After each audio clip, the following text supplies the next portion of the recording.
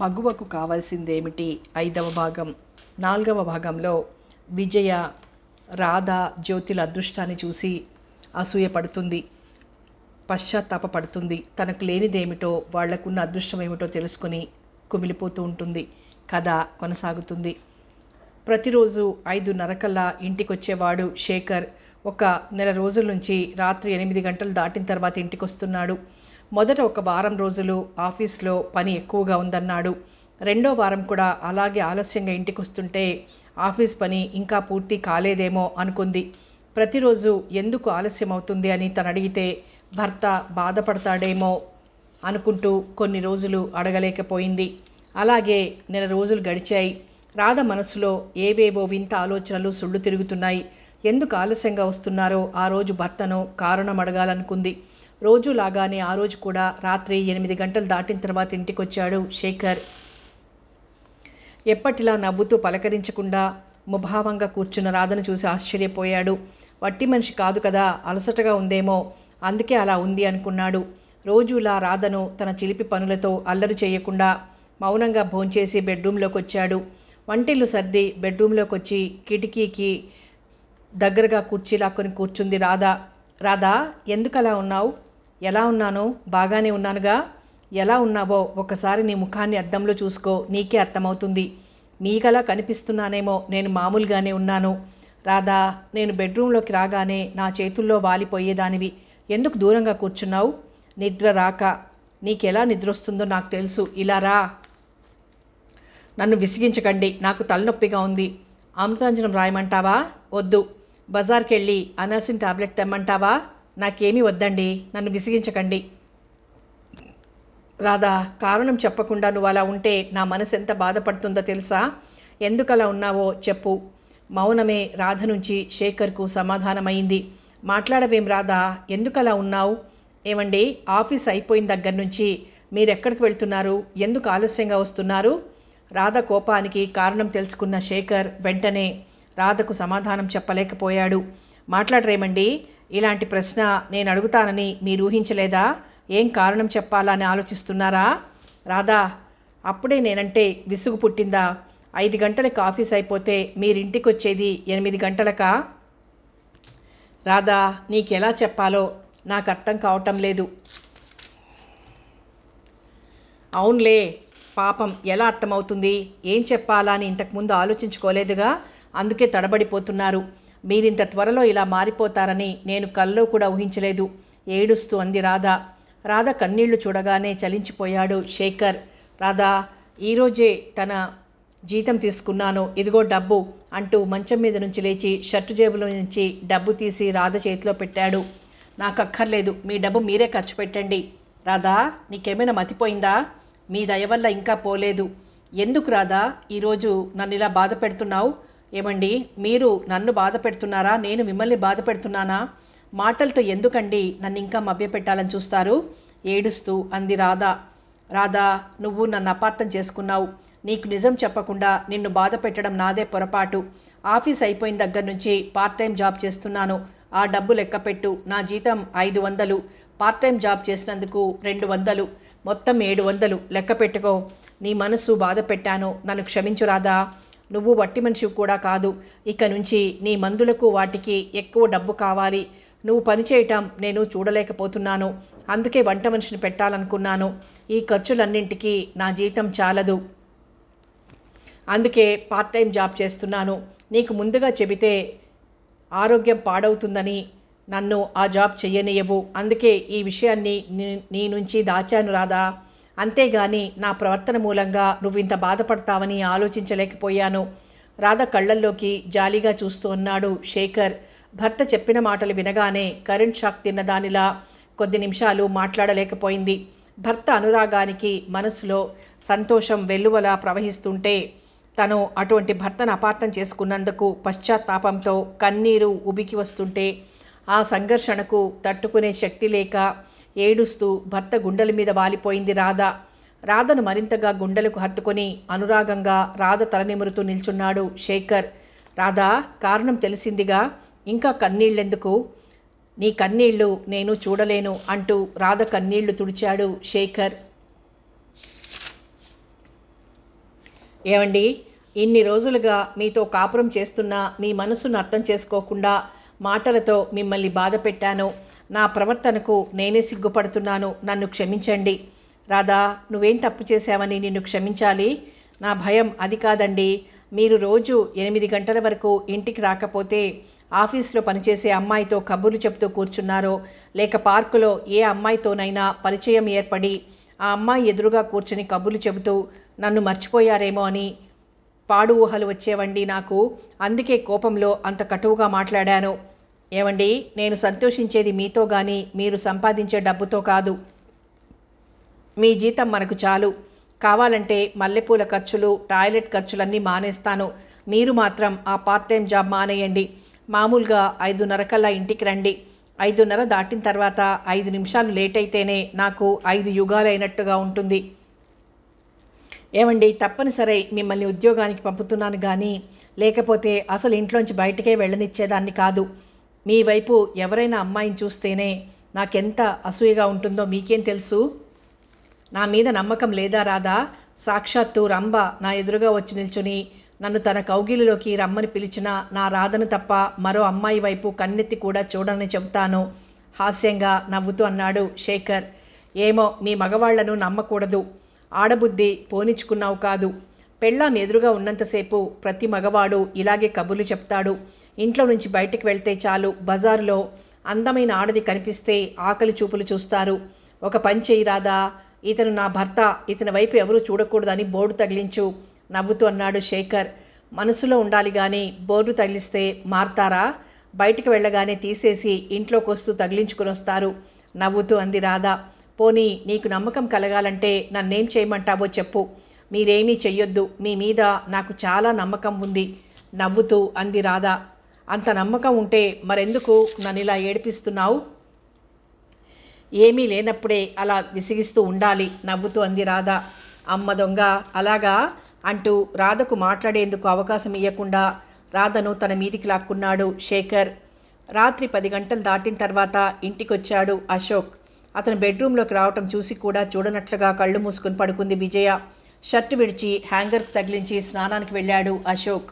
Tubelight కాంతిలో తెల్లని shirt మీద లిప్స్టిక్, పెదాల గుర్తులు కనిపించాయి విజయకు. ఆశ్చర్యంగా షర్టు చేతిలోకి తీసుకొని చూసింది. తను లిప్స్టిక్ ఎప్పుడూ వాడదు, మరి ఆ గుర్తులు షర్టు మీదకి ఎలా వచ్చాయి?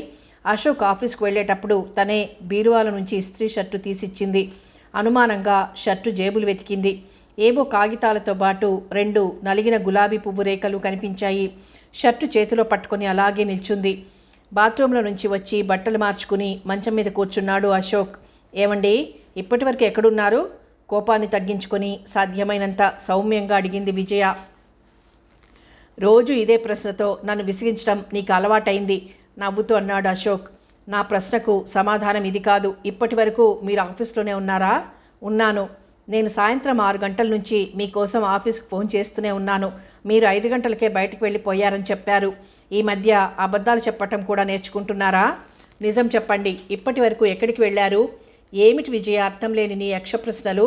చేసేది ఒక బిజినెస్సా నేను ఒకే చోట ఉండటానికి? బిజినెస్ పనుల మీద ఎక్కడికో వెళ్ళవలసి వస్తుంది, ఎంతమందినో కలుసుకోవాల్సి ఉంటుంది. నీకేం తెలుసు నన్ను విసిగించటం తప్ప? ఏమండి, మా నాన్నగారు కూడా బిజినెస్ చేస్తున్నారు. బిజినెస్ విషయాలు నాకు తెలుసు. మరెందుకు విజయ ప్రతిసారి నన్ను ఇలా విసిగిస్తావు? అర్ధరాత్రప్పుడు ఈ న్యూసెన్స్ ఏమిటి? విసుగ్గా అన్నాడు అశోక్. మరి మీరింటికి వచ్చేది అర్ధరాత్రి దాటిన తర్వాతనే కదండి. అసలు నువ్వెందుకు ఇలా మారిపోయావో నాకు అర్థం కావటం లేదు. అలసిపోయి వచ్చిన భర్తను ఎలాగైనా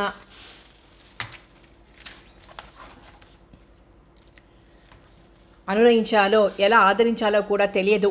అర్థం లేని ప్రశ్నలతో విసిగించడం తప్ప. నేను రాగానే స్నానం చేస్తారా, భోంచేస్తారా అన్న ప్రశ్నలు తప్ప, విసుగ్గా అన్నాడు అశోక్. మీకు బయట తినటం అలవాటేగా. ఏ రోజైనా మీరు టైం ప్రకారం ఇంట్లో భోంచేశారా నేను అడగటానికి? సరే, నాకు నిద్ర వస్తోంది. ముందు నా ప్రశ్నకు సమాధానం చెప్పండి. మీ జేబులోకి ఈ గులాబీ రేకులు ఎలా వచ్చాయి? మీ షర్టు మీద ఈ లిప్స్టిక్ పెదాల గుర్తులు ఎందుకున్నాయి? కోపంగా అడిగింది విజయ. వెంటనే సమాధానం చెప్పలేకపోయాడు. తన ముఖంలో మారుతున్న భావాలను విజయకు కనిపించకుండా జాగ్రత్త పడుతూ, నేను ఆఫీస్కి వెళ్ళగానే ఆఫీస్ బాయ్ ప్రతిరోజు నేను కోటుకు పెట్టుకుంటానని నాకు ఒక గులాబీ ఇస్తాడు. అతను అంత అభిమానంగా ఇస్తున్నప్పుడు కాదనలేక తీసుకుంటాను. ఆ పువ్వు రేఖలు జేబులో పడుంటాయి. మరి ఈ గుర్తులు ఇవి కూడా మీరు ఆఫీస్కి వెళ్ళగానే మీ ఆఫీస్లో పనిచేసే అమ్మాయి అలవాటు ప్రకారం ముద్దులు పెడుతుంటే అంత అభిమానంగా ఇస్తుంది కదా అని కాదనలేకపోయారా? అందుకే ఈ గుర్తులు ఇక్కడ పడ్డాయా? అతి ప్రయత్నం మీద కన్నీటిని ఆపుకుంటూ కోపంగా అడిగింది విజయ. మాట్లాడరేమండి, ఇప్పటి వరకు మీరు చేసి వచ్చిన బిజినెస్ ఇదేనా? తెలిసిన వాళ్లకు ఈరోజు నా కారులో లిఫ్ట్ ఇచ్చాను. కారు కుదుపుకు నా మీదకు పడినప్పుడు పడుంటాయి తడబాటును కప్పిపుచ్చుకుంటూ అన్నాడు అశోక్. ఏమండి, నేను పుట్టినప్పటి నుంచి కారుల్లోనే తిరిగాను. నేను అప్పుడప్పుడు ఎవరికో ఒకరికి లిఫ్ట్ ఇస్తూనే ఉంటాను. కానీ ఈ గుర్తు మీ గుండెల దగ్గర ఎలా పడుతుంది? మా ఆఫీస్కు ఒక విదేశీ ప్రతినిధి వచ్చాడు. అతనికి రాత్రి పార్టీ ఇచ్చాను. చివరికి మీరెంతకు దిగజారిపోయారు? ఆ మాట చెప్పడానికి సిగ్గులేదు. విదేశీ ప్రతినిధికి భారతీయులైన మీరు మధువు మగువలతో పార్టీ ఇచ్చారా? అతని వలన మీకు లక్షల కొద్ది లాభం ఉండొచ్చు, కానీ అలా చేయటం మన దేశానికే మాయని మచ్చ. అవును, అతనికి పార్టీ ఇస్తే ఈ గుర్తులు మీ షర్టుకు ఎందుకు అంటుకున్నాయి? విజయ్ ప్రశ్నకు సమాధానం చెప్పకుండా తల వంచుకున్నాడు అశోక్. ఏమండి, ఒక బాటిల్లోని విస్కీని నలుగురు పంచుకుని తాగినట్టుగా ఒక్క అమ్మాయిని ఇద్దరు పంచుకున్నారా? భార్యాభర్తల మధ్య ఉండవలసిన మమత, అనురాగం ఎలాంటిదో, ఆ బంధం పవిత్రమైందో మీకు తెలుసు. డబ్బుతో అమ్మాయిల్ని కూడా కొనుక్కొని ఆనందించే మీరు నన్నెందుకు పెళ్లి చేసుకున్నారు? ప్రేమించానంటూ మీ తీయని మాటలతో నన్నెందుకు మోసం చేశారు? ఎందుకు నా గొంతు ఇలా కోశారు? ఏమండి, మీరు నన్ను పెళ్లి చేసుకున్నది మీకు పెళ్ళాం కావాలనా? లేక ఈ బంగళాకు కాపలా కాయటానికి ఒక నమ్మకమైన మనిషి కావాలనా? లేక పార్టీలకు మీ వెంట తిరగటానికి ఒక అందమైన బొమ్మ కావాలనా? చెప్పండి, నన్నెందుకు పెళ్లి చేసుకున్నారు? విజయ, ఇంత చిన్న విషయానికి ఎందుకంత రాద్ధాంతం చేస్తూ విపరీతార్థాలు వెతుకుతావు? నీ మీద ప్రేముందో లేదో నీకు తెలియదా? ఏమండి, ఇది మీ దృష్టిలో చిన్న విషయమా? ఇదే చిన్న విషయమైతే ఇంకా పెద్ద విషయాలు కూడా ఉన్నాయా? విజయ, ఇలాంటి విషయాలు తరచి అడగకూడదు. బిజినెస్లో ఇలాంటివి మామూలే. నేను నీకేం తక్కువ చేస్తున్నాను? ఏమండి, అసలు ఇంటి దగ్గర మీకో భార్య ఉందని, ఆమె మీకోసం ఎదురు చూస్తుంటుందన్న విషయమన్నా మీకు అసలు గుర్తుందా? పార్టీ పేరుతో ప్రతిరోజు ఒళ్ళు తెలియకుండా తాగి వచ్చి బిజినెస్లో ఇలాంటి విషయాలు మామూలే అంటే అంతేనేమో అని సరిపెట్టుకున్నాను. అర్ధరాత్రి వరకు ఇల్లు పట్టకుండా తిరుగుతున్నా అదేమని అడగకుండా నోరు మూసుకున్నాను. మీరేం చెప్పినా అదే నిజమని నమ్ముతున్నాను. మిమ్మల్ని దైవం కంటే ఎక్కువగా ప్రేమిస్తున్నాను. నేనేం తప్పు చేశానని నన్ను ఇలా వేధిస్తున్నారండి? విజయ, నువ్వు చిన్న విషయాన్ని భూతద్దంలో నుంచి చూస్తూ ఏమేమో ఆలోచిస్తూ నీ ఆలోచనలకు నువ్వే భయపడుతున్నావు. ఇప్పుడేం జరిగిందని అంత బాధపడుతున్నావు? నీకు బిజినెస్ విషయాలు తెలియవు. నేను చెప్పినా అర్థం చేసుకోలేవు. అతన్ని సంతోషపెట్టకపోతే వేల కొద్దీ నష్టం వస్తుంది. మనకు అతనితో పాటు పార్టీలో పాలు పంచుకోకపోతే అతన్ని అవమానం చేసినట్టుగా ఉంటుంది. ఇలాంటి విషయాలన్నీ నీకేం తెలుసు? విసుగ్గా అన్నాడు అశోక్. ఏమండి, మా నాన్నగారు నాకు 10 లక్షల రూపాయలు కట్నంగా ఇచ్చారు. ఇంకా మా నాన్నగారికి 25 లక్షలు ఆస్తుంది. కూర్చుని తిన్నా మనకు, మన పుట్టబోయే పిల్లలకు కూడా సరిపోతుంది. మీరేం సంపాదించనక్కర్లేదు. ఈ బిజినెస్లు చెయ్యను వద్దు. రోజు ఇలాంటి గుర్తులతో నన్ను వేధించను వద్దు. రేపటి నుంచి బిజినెస్ మానేసి ఇంట్లో ఉండండి చాలు. నువ్వు కోపంలో ఏం మాట్లాడుతున్నావో కూడా నీకు అర్థం కావటం లేదు. బిజినెస్ చేయకుండా నీ ఎదురుగా కూర్చుని పెళ్ళాం డబ్బుతో గడపమంటావా? అది నా వల్ల కాదు. రోజు ఇలాంటి గుర్తులు చూసుకుంటూ అభిమానాన్ని మనస్సును చంపుకొని మీతో కాపురం చేయటం నా వల్ల కాదు. విజయ, కోపంగా పెద్దగా అరిచాడు అశోక్. ఎందుకండి అలా అరుస్తారు? విజయను తన మీదకు లాక్కుని ఏదో చెప్పబోతున్న విజయ నోటిని తన నోటితో మూశాడు అశోక్. కొద్దిసేపటికి భర్త స్పర్శలోని ఆకర్షణకు లొంగిపోయిన విజయ అతన్ని గుండెలకు హత్తుకుపోయింది. అలాగే నిద్రపోయింది. హమ్మయ్య, ఈ గండం గడిచిపోయింది అనుకున్నాడు అశోక్. రాధకు 9వ నెల వచ్చింది. రాధను ఒంటరిగా వదిలి ఆఫీస్కి వెళ్ళాలంటేనే భయంగా ఉంది శేఖర్కు. రాధా, సాయంత్రం వెళ్ళి అన్నపూర్ణమ్మ అత్తయ్య గారిని తీసుకొస్తాను. ఒక 10 రోజులు మన ఇంట్లో ఉంచుకుందాం. నాకు ఆఫీస్కి వెళ్ళాలంటేనే భయంగా ఉంటుంది. ఏమండి, మీ కంగారు చూస్తుంటే నవ్వొస్తుంది. నాకంటే మీరు ఎక్కువ కంగారు పడుతున్నారేమిటండి? నీకు నవ్వులాటగానే ఉంటుంది. ఆఫీస్కి వెళ్ళిన దగ్గర నుంచి నువ్వెలా ఉన్నావో అనే భయంతో ఆఫీస్లో ఏ పని చేయబుద్ధి కావటం లేదు. సాయంత్రం 10 రోజులు సెలవు పెట్టొస్తాను. మీ మాటలు ఎవరైనా వింటే నవ్వుతారు, నవ్వుతూ అంది రాధ. అలా నవ్వుతూనే అబ్బా అని బాధగా మూలిగింది. ఏమిటి రాధా, ఏమైంది?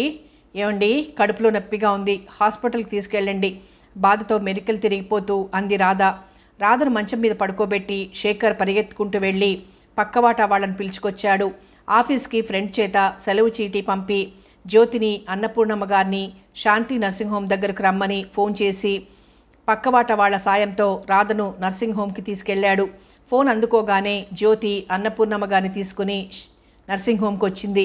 అందరూ ఉదయం నుంచి హాస్పిటల్ దగ్గరే ఉన్నారు. సాయంత్రానికి పండంటి బాబు పుట్టాడు రాధకు. 3వ రోజున హాస్పిటల్ నుంచి ఇంటికి తీసుకొచ్చారు రాధను. శేఖర్ ఆనందానికి అవధులు లేవు. బారసాల రోజున పార్టీ ఏర్పాటు చేశాడు శేఖర్. పార్టీకి విజయను, అశోక్ను పిలుస్తానన్నాడు. రాధ ఒప్పుకోలేదు. తనను చూడటానికి రానప్పుడు వాళ్లను పిలిచి అవమానాలు పొందటం ఎందుకు వద్దంది. రాధకిష్టం లేదని తనకి పిలవాలని ఉన్నా పిలవటం మానేశాడు శేఖర్. పార్టీకి రాజారావు గారితో పాటు రాజలక్ష్మి కూడా వచ్చింది. బాబుకు విజయ్ అని పేరు పెట్టారు. పార్టీ పూర్తయింది. ఆహ్వానితులంతా వెళ్ళిపోయారు. బాబుకు స్నానం చేయించి బట్టలు తొడుగుతున్న రాధను కన్నార్పకుండా చూస్తున్నాడు శేఖర్. ఏమిటలా చూస్తున్నారు? మీ బాబును అంతగా చూస్తే దిష్టి తగులుతుంది, నవ్వుతూ అంది రాధ. నువ్వెంత త్వరగా ఎదిగిపోయావా అని చూస్తున్నాను రాధా. పెళ్లి చేసుకోవటం, బాబుకు తల్లి కావటం అంతా ఒక్క సంవత్సరంలోనే జరిగిపోయాయి. ఈ పనులన్నీ నువ్వెప్పుడు నేర్చుకున్నావు? ఒక చేత్తో బాబునెత్తుకుని మరో చేత్తో రాధను దగ్గరకు తీసుకుంటూ అన్నాడు శేఖర్. ఇలాంటి పనులు ఎవరూ నేర్పక్కర్లేదండి, ప్రకృతే నేర్పుతుంది. రాధా, ఇన్ని రోజులైనా మీ బావ కానీ విజయ్ కానీ బాబుని చూడటానికి రాలేదు. వాళ్ళు రాలేదని నీకు బాధగా లేదా? ఏమండి, మీకెలా చెప్పాలో నాకు అర్థం కావటం లేదు. మిమ్మల్ని గురించి తప్ప ఎవ్వరిని గురించి ఆలోచించే తీరిక, ఓపిక లేదు నాకు. వాళ్ళు రాలేదన్న బాధ అస్సలే లేదు నాకు. ఇక ఆ విషయం నాతో ఎప్పుడూ మాట్లాడొద్దు. చిత్తం, దేవిగారి ఆజ్ఞ. మీరు బాబును ఎత్తుకొని కూర్చోండి, నేను వంట పని పూర్తి చేసుకుని వస్తానంటూ బాబును శేఖర్ కందించి వంటగది వైపు వెళ్ళింది రాధ. బాబును ఆడిస్తూ కూర్చున్నాడు శేఖర్. బాబు శేఖర్ భుజం మీదనే నిద్రపోయాడు. బాబును బెడ్రూమ్లో పడుకోబెట్టి వచ్చేసరికి రాధ ఇద్దరికీ భోజనాలు వడ్డించింది. ఇరువురు భోంచేసి బెడ్రూమ్లోకి వచ్చేసరికి టైం రాత్రి 8 గంటలైంది. రాధా, ఇది మరీ అన్యాయం. ఏమిటండి? ఆశ్చర్యంగా భర్త ముఖంలోకి చూస్తూ అడిగింది రాధ. ఈ విజయ్ మన మంచాలను వేరు చేశాడు. వాడికి 5 నెలల వయసు వచ్చింది కదా, వాడినిక వేరుగా పడుకోబెట్టి నా మంచం మీదికి రా. నువ్వు పక్కన లేకపోతే నాకు నిద్ర పట్టడం లేదు. కళ్ళు మూసుకుని నిండుగా దుప్పటి కప్పుకొని నిద్రపోండి, చిలిపిగా నవ్వుతూ అంది రాధ. కళ్ళు మూసుకున్న నిద్ర రావటం లేదు. కళ్ళల్లో నువ్వే కనిపిస్తున్నావు, ఏం చేయమంటావు? చిన్న పిల్లవాడిగా గారాబంగా అన్నాడు శేఖర్. అబ్బా, బాబు కంటే మీ అల్లరి ఎక్కువవుతుందండి అంటూ బాబు మంచం మీద నుంచి లేచి భర్త మంచం మీదకి వచ్చింది. జోలపాడి నిద్రపుచ్చమంటారా? నీ మాటలే నాకు జోలపాటలు అంటూ రాధను గుండెలకి హత్తుకున్నాడు. తన అదృష్టానికి పొంగిపోతూ భర్త గుండెల్లో ఒదిగిపోయి అతనికి మరింతగా హత్తుకుపోయింది రాధ. అశోక్ బొంబాయి వెళ్ళి 10 రోజుల తర్వాత ఇంటికి వచ్చాడు. 10 రోజులు వరుసగా భర్త కనిపించకపోయేసరికి పిచ్చెక్కినట్టుగా ఉంది విజయ్కు. ఇంటికి వచ్చి గంటలో వస్తానని చెప్పి వెంటనే ఆఫీస్కి వెళ్ళాడు. సమయం సాయంత్రం 4 గంటలైంది. స్నానం చేసి తెల్లని కాశ్మీర్ సిల్క్ చీర కట్టుకుంది. తల నిండా విరజాజి పూలు పెట్టుకుంది. భర్త వచ్చిన సంతోషంలో వంటమామగారిని, పని మనిషిని ఇద్దరిని సినిమాకు పంపించింది. భర్త కోసం ఎదురు చూస్తూ ఆరు బయట లాన్లో కూర్చుంది. 6, 7, 8, 9 గంటలు కూడా కొట్టింది హాల్లోని గడియారం. సినిమాకు వెళ్ళిన పనివాళ్ళు వచ్చారు కానీ అశోక్ మాత్రం ఇంటికి రాలేదు. 10 రోజులు దూరంగా ఉండి వచ్చిన తర్వాత కూడా ఇంటికి రాకుండా అర్ధరాత్రి వరకు బయటే తిరగటం ఎంతో బాధ అనిపించింది విజయ్కు. పనివాళ్ల ముందు తేలిక పడటం ఇష్టం లేక భోజనం కూడా చేయకుండా మేడ మీదకి వచ్చింది. అమావాస్య చీకటి. ఎన్ని ట్యూబ్లైట్లు వెలుగుతున్నా చీకటిని పూర్తిగా పారదోలలేకపోతున్నాయి. తన బ్రతుకులాగే ఉంది ఈ చీకటి కూడా అనుకుంది విజయ. రాత్రి 11 గంటలు దాటిన తర్వాత ఇంటికొచ్చాడు అశోక్. భర్తను చూడాలని అంత క్రితం వరకు ఎంత ఆరాటపడిందో భర్తను చూడగానే అంతకు మించి కోపం వచ్చింది విజయ్కు. కోపంలో తనంతాను మర్చిపోయింది. మీరు బొంబాయి నుంచి వచ్చి ఎంతసేపు అయిందండి? 1 గంటకే వచ్చాననుకో. ఈ 10 రోజుల నుంచి నేను లేకపోయేసరికి ఎక్కడ పనులు అక్కడే ఉన్నాయి. అవన్నీ చూసుకునేసరికి ఇంత ఆలస్యమైంది. అందుకు కాలేదండి, పాత కేసులన్నీ పరామర్శించి వచ్చేసరికి ఇంత టైం పట్టింది. మీ తీయని మాటలతో ఎందుకండి నన్ను ఇంకా మోసం చేస్తారు? నాన్నగారికి మీతో అవసరం ఉండి మీ ఆఫీస్కు 2 సార్లు వెళ్ళారంట. రెండోసారి వచ్చి వెళ్ళిపోయారని చెప్పగానే నాన్నగారు ఇక్కడికి వచ్చారు. మాటలతోనే నన్ను మోసం చేశారు. నా కోసం ఆ రోజు 25,000 వదులుకుంటున్నట్టుగా నటించారు. నేను వద్దంటే బిజినెస్ కూడా వదులుకుంటానన్నారు. ఆ ప్రేమంతా ఏమైంది? ఆనాడు నేను ప్రాణ స్నేహితురాలినని, నా క్షేమం కోరి విషయాలన్నీ చెప్పిన రాధను అపార్థం చేసుకుని అనరాని మాటలన్నాను. రాధ చెప్పిన మాటలు నగ్న సత్యాలని ఇప్పుడు అర్థమైంది. ఇప్పుడు అర్థమై మాత్రం ప్రయోజనం ఏముంది? చేతులు కాలాక ఆకులు పట్టుకున్నట్టయింది. ఏడుస్తూ అంది విజయ. నేను చెప్పేది అర్థం చేసుకోకుండా నువ్వు అలా ఆవేశంగా అరిస్తే నేనేం చెప్పగలను విజయ? అనునయంగా అన్నాడు అశోక్. మిమ్మల్ని మీ మాటల్ని ఎప్పుడూ అర్థం చేసుకున్నాను. అర్థం చేసుకోవటంలో కాస్త ఆలస్యమైంది. అందుకే ఇప్పుడు ఇలా ఏడుస్తున్నాను. ఇది ఇల్లు కాదు, నరకం. ఇంటికి రావాలంటేనే భయంగా ఉంటుంది నాకు. ఇంటికంటే ఆఫీసే హాయిగా ఉంటుంది. అసలే నాకు ఏడ్చేవాళ్ళంటే అసహ్యం. నీకు ఈ మధ్య ప్రతి విషయానికి ఏడవటం బాగా అలవాటైంది. నీకేం తక్కువైందని ఏడుస్తున్నావు? విసుగ్గా అన్నాడు అశోక్. నాకేం తక్కువైందో, నాకేం కావాలో మీకు తెలియదా? అవునండి, నాకేం తక్కువ? చీరలకు తక్కువ, నగలకు తక్కువ. ఏమండి, షోకేస్లో పెట్టే బొమ్మను చూడా రోజుకొక రకమైన చీరతో అలంకరిస్తారు. నాకు ఆ బొమ్మకు తేడా. ఆ బొమ్మకు ప్రాణం లేదు. నేను ప్రాణమున్న బొమ్మను. నేను నగల కోసం, చీరల కోసం, మీరు సంపాదించే లక్షల కోసం నేను మిమ్మల్ని పెళ్లి చేసుకోలేదండి. భర్తగా మీ అనురాగాన్ని పొందాలని, మీ హృదయానికి రాణిని కావాలని, మీ ప్రేమ లాహిరిలో తేలిపోవాలని మిమ్మల్ని పెళ్లి చేసుకున్నాను. కోటి కోర్కెలతో మీ జీవితంలోకి నా కలలు పండించుకోవాలని అడుగుపెట్టాను. మిమ్మల్ని ప్రేమించి పెళ్లి చేసుకున్నాను. నా సర్వస్వంగా మిమ్మల్ని భావించాను. అందుకు ప్రతిఫలంగా నాకు మీరు నరకాన్ని సృష్టించారు. ఆడది ఏదైనా సహించగలదు కానీ తను మనసారా ప్రేమించే మగవాడిని మరో ఆడదానితో పంచుకోలేదండి. ఇంతకు మించిన నరకం ఆడదానికి మరెక్కడా ఉండదు. మీరు తాగండి, డబ్బు మీ ఇష్టం వచ్చినట్లు ఖర్చు పెట్టుకోండి. అంతేగాని మీ మనసులో మాత్రం మరో ఆడదానికి చోటివ్వకండి. అది నేను భరించలేను. ఏడుస్తూ అంది విజయ. విజయ, నాకు చిరాగ్గా ఉంది. ప్లీజ్, నీ అర్థం లేని ఏడుపుతో నాకు మరింత విసుగు కలిగించకు. ఏమండి, మీరు బొంబాయి వెళ్ళి 10 రోజులైంది. ఈ 10 రోజుల నుంచి మీకోసం ఎంత ఆతృతగా ఎదురు చూశానో మీకేం తెలుసు? ఇంటికి వచ్చిన తర్వాత అయినా 1 గంట సేపు నాతో ఆప్యాయంగా మాట్లాడారా? వచ్చారు, వెళ్ళారు. మీకోసం నిమిషాలు లెక్క పెట్టుకుంటూ నేను కూర్చుంటే తిరిగి మీ సరదాలన్నీ తీర్చుకొని తీరికగా రాత్రి 11 గంటలకి ఇంటికొచ్చారు. మిమ్మల్ని చూసి, మీకు నా పట్ల ఉన్న ప్రేమను చూసి ఏడ్వక నవ్వమంటారా? విజయ, ఈ సంపాదనంతా ఎవరి కోసం? నీకోసం కాదా? లక్షలతో బిజినెస్ చేసేటప్పుడు రోజంతా నీ ఎదురుగా కూర్చోవాలంటే నాకెలా వీలవుతుంది? ఏమండి, మనిషి డబ్బు సంపాదించడమే ధ్యేయంగా పెట్టుకుంటే చివరికి ఆ మనిషి ఒక డబ్బు సంపాదించే యంత్రంగా మారిపోతాడు. సంపాదన ఎక్కువవుతున్న కొద్దీ అన్ని సుఖాలకు దూరం అవుతాడు. బిజినెస్ పనులంటూ మీరు ఊళ్ళ మీద తిరుగుతుంటే నేనేం చెయ్యను? డబ్బు లెక్క పెట్టుకుంటూ కూర్చోనా? నా భర్త పెద్ద బిజినెస్ మ్యాగ్నెట్, రోజుకు కొన్ని వేలు సంపాదిస్తాడు. కానీ నేను నా భర్తతో మాట్లాడాలంటే అర్ధరాత్రి దాకా వేచి ఉండాలి. ఈ సంపాదన నాకెందుకండి? ఏడుస్తూ అడిగింది విజయ. 10 రోజుల తర్వాత ఇంటికొచ్చాను కదా, రాగానే ఈ ఏడ్పులు పెడబొబ్బలేమిటి విజయ? ఏడ్వటం తప్ప నేను చేయగలిగిందేముందండి? మీకింకా నా అవసరం అర్ధరాత్రైనా ఇంటికి రావాల్సిన అవసరం ఏముంది? ఉండటానికి ఆధునికరమైన హోటల్ గదులున్నాయి. అమ్మాయిల్ని కొనుక్కొని ఆనందించడానికి డబ్బుంది. మీరు బొంబాయి ఎందుకు వెళ్తున్నారో, మద్రాసులో మీకెవరున్నారో నాకు తెలియదనుకుంటున్నారా? మీ నాటకాలన్నీ నాకు తెలుసు. అబద్ధాలతో, కట్టుకథలతో నన్నింకా మోసం చెయ్యాలని ప్రయత్నించకండి. ఏడుస్తూ అంది విజయ. ఇంతకాలం ఈ విషయాలేవి విజయకు తెలియవనే అనుకున్నాడు అశోక్. రోజంతా ఇంట్లో కూర్చుంటే నాకు బోర్ కొడుతుంది. నేను కూడా నా ఫ్రెండ్స్తో సరదాగా సినిమాలకు, షికార్లకు వెళ్తాను. రేపటి నుంచి క్లబ్లకు కూడా వెళ్తాను. నన్ను మర్చిపోయి మీరు మీ ఇష్టం వచ్చినట్లుగా తిరుగుతున్నప్పుడు నేను మాత్రం ఎందుకు ఏడుస్తూ ఇంట్లో కూర్చోవాలి? కుక్క కాటుకు చెప్పు దెబ్బలా నా ఇష్టం వచ్చినట్లు సినిమాలకు, షికార్లకు నేను తిరుగుతుంటే అప్పుడు తెలిసొస్తుంది నా బాధ ఎలాంటిదో. మీకు మాటలతో ఎలాగూ అర్థం కాదు, కసిగా అంది విజయ. విజయ, కోపంగా అరిచాడు అశోక్. ఆ అరుపు ఆ గదిలో మార్మోగింది. భయంతో వణికిపోయింది విజయ. ఆ భావన ఒక్క నిమిషమే. అంతలోనే తెగింపు, మొండి ధైర్యం వచ్చాయి. ఏం, ఎందుకలా అరుస్తున్నారు? పౌరుషం గుండెల్లో నుంచి పెళ్ళుబికి వచ్చిందా? ఒక్క మాటకి అంతగా అరుస్తున్నారు? మీ చేష్టలకు నేనెంత బాధపడుతున్నానో ఒక్కసారి ఆలోచించండి. విజయ, నీకేమైనా మతిపోయిందా? ఏమిటా వాగుడు?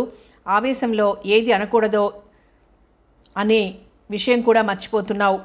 సిగ్గు లేకపోతే సరి, క్లబ్లకు కూడా వెళ్తావా? కోపంగా అన్నాడు అశోక్. ఏం వెళ్తే తప్ప? మీరు చేసే తప్పుల్లో ఇంత చిన్న విషయం మీకు తప్పుగా కనిపిస్తోందా? పేదవాళ్ళ రక్తాన్ని పిండి ఆ రక్తాన్ని నోట్లుగా మార్చి ఆ నోట్లను కేవలం మీ విలాసాలకు వినోదాలకు ఖర్చు చేయటం తప్పు కాదా? పగలంతా కష్టపడి మన ఫ్యాక్టరీలో పనిచేసే కార్మికుడికి నెలకు 5 రూపాయలు జీతం పెంచడానికి అంతగా బాధపడే మీరు నెలకు మీ సరదాలకు 10,000 ఖర్చు పెడతారు. ప్రభుత్వం కళ్ళు కప్పి బ్లాక్ మనీ లక్షలకు లక్షలు దాచిపెట్టి ఆ డబ్బు ఇన్కమ్ ట్యాక్స్ వాళ్ల కళ్ళబడకుండా దాచడం తప్పు కాదా?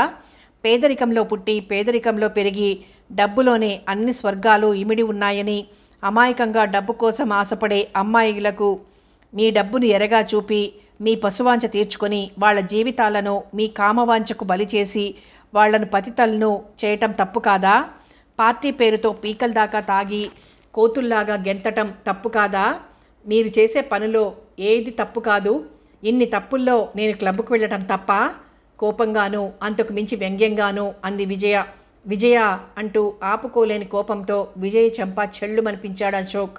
ఊహించిన ఆ సంఘటనకు కొద్ది క్షణాలు బొమ్మలా నిల్చుండిపోయింది విజయ. తను చేసిన పనికి సిగ్గుపడుతూ విజయ ముఖంలోకి చూడలేక తలంచుకున్నాడు అశోక్. విజయ, జరిగిన పొరపాటుకు బాధపడుతున్నాను. అయినా తప్పు నీదే. మాటలతో ఎందుకలా నన్ను రెచ్చగొట్టావు? ఏ భార్య అయినా భర్తను నీలా విమర్శించుతుందా? ఏ భార్య అయినా భర్తతో తను క్లబ్కి వెళ్తానని చెప్తుందా? ఏ భర్త అయినా భార్య విషయం పట్టించుకోకుండా తిరుగుతాడా? ఏ భర్త అయినా భార్య బ్రతికి ఉండగానే రోజుకో అమ్మాయితో అనుభవాన్ని పంచుకుంటాడా? నా ప్రశ్నలకి కూడా సమాధానం చెప్పండి. విజయ ప్రశ్నలకి సమాధానం చెప్పలేక విజయ్ ముందు కూర్చోలేక ఆ గదిలోంచి బయటకొచ్చాడు. కొద్దిసేపటికి కారు స్టార్ట్ అయిన శబ్దం వినిపించింది విజయకు. ఎంత ప్రయత్నించినా విజయ్కు నిద్ర పట్టలేదు. ఆలోచనలు విజయ్ మనసును తేనెటీగల్లా ముసురుకున్నాయి. తను ఎంత ఆతృతతో భర్త రాక కోసం ఎదురు చూసింది.